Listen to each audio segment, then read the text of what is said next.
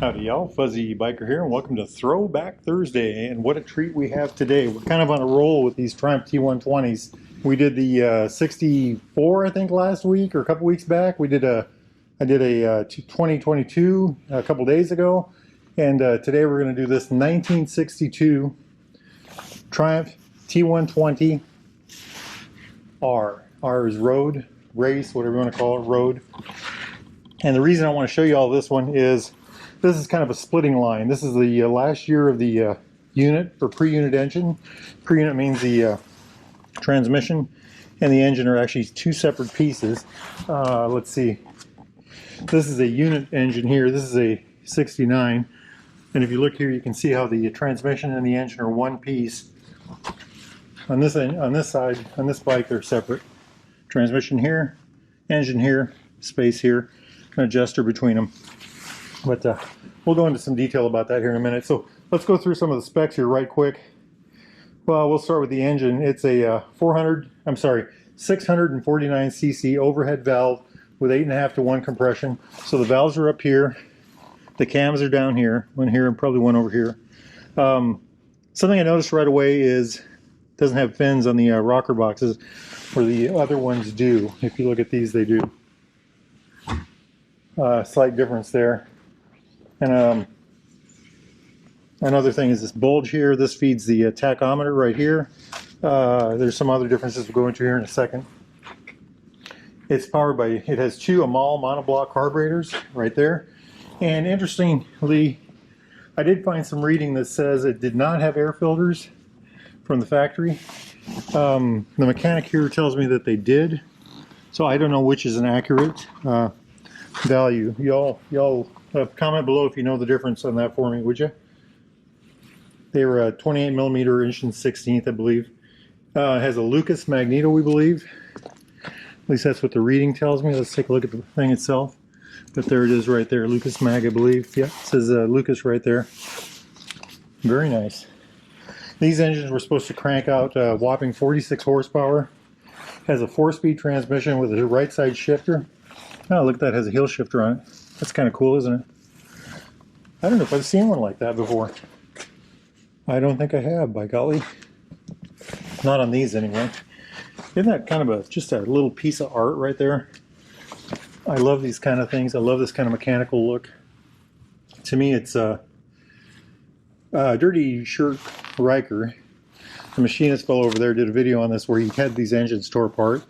And it's really amazing how delicate these engines are. They're a real, they're a lot of little light pieces that are dependent on each other for strength that get this thing produced so that it, so we get our motorcycles that produce loads of power and are lightweight. How's that? A little more about the engine. Let's just kind of look her over. Something I thought interesting was, see this here? The transmission rocks in here, and that's how you adjust the primary chain. You do that with this adjuster right here. Isn't that neat? So instead of an adjuster in here somewhere, there may be one, as far as I know that there isn't, but you use this to adjust that. The transmission's fixed on a point below. You use this to rock the transmission forward or backwards to get the adjustment that you need. That's for the clutch there, kickstart right here, gear shifter right there. Kind of nifty, isn't it? I just look at that. To me, that is just art, absolute art. I love these things, absolutely love these things. And of course, the carburetors. The whole thing is just beauty. Check that out. Something I noticed also is the cone of the motor. The front cone is not there. When we looked at the modern unit 650, it has the cone right here. On this, that cone is not there. It's got this on there instead. This metal plate. So another slight difference in the product. It is still a dry sump engine. Oil tank right there. Jumping forward, it's got I just love it. It's hard for me to jump away from this. This is just beautiful to me. This whole area right here, including the tank and everything. But let's just go and jump forward. So it's got an 8-inch single leading shoe brake. I love the way that looks. I grew up in the era of drum brakes, so I know how those things work. I could not find a value for, I know they're tubes. I don't know what the travel is here. I don't feel springs in there. One of the other models, you can feel the springs. Nice fender. The color on this is flame and silver sheen. So the orange is flame, and then the silver sheen with a gold pinstripe. We'll look at that over here. So the orange, that's the flame, the silver sheen below, and then the gold pinstripe separating the two. But we'll get to that here in a minute. Isn't that just kind of a pretty, really nice, you know, the chrome spoked wheels. The front tire is a 3 1/4 by 19, I believe. Let me look at this. 3 1/4 by 18. 18 front and back. The rear is an 18 by 4. That's another thing I was looking at here with the rear. This rear looks a lot more delicate than, let's say, this one here. And I was wondering what that meant. Why was that? And actually, really, one of the biggest differences I can really see is that it doesn't have the speedo drive on the rear. So there's no speedo drive unit right here, so that kind of lightens it up or makes it look light. So where is the speedo drive? Well, the speedo drive comes out the transmission right there.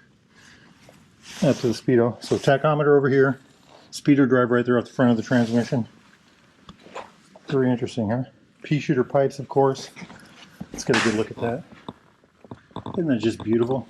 The tank is about 3 gallons. That's 11.3 liters. Wheelbase on a hot rod like this. Let's go over here and talk about that. 54.5 is what I found. That's 1,384 millimeters.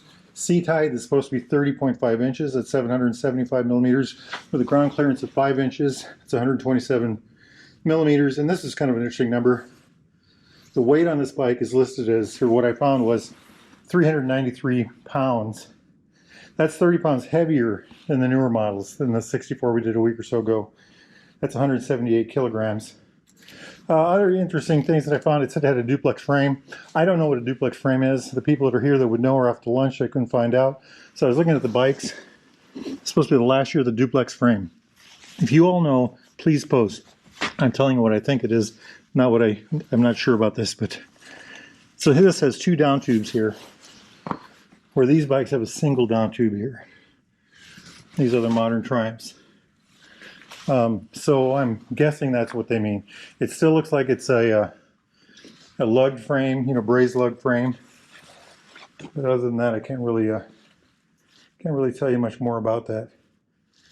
Like I said, the last year of the 9-unit engine, last year of the duplex frame. Let's get rid of this paperwork here. Okay, while I got you here, y'all always want to know about this. So Baxter Cycle, Triumph 1962, Bonneville 650, and there's a price.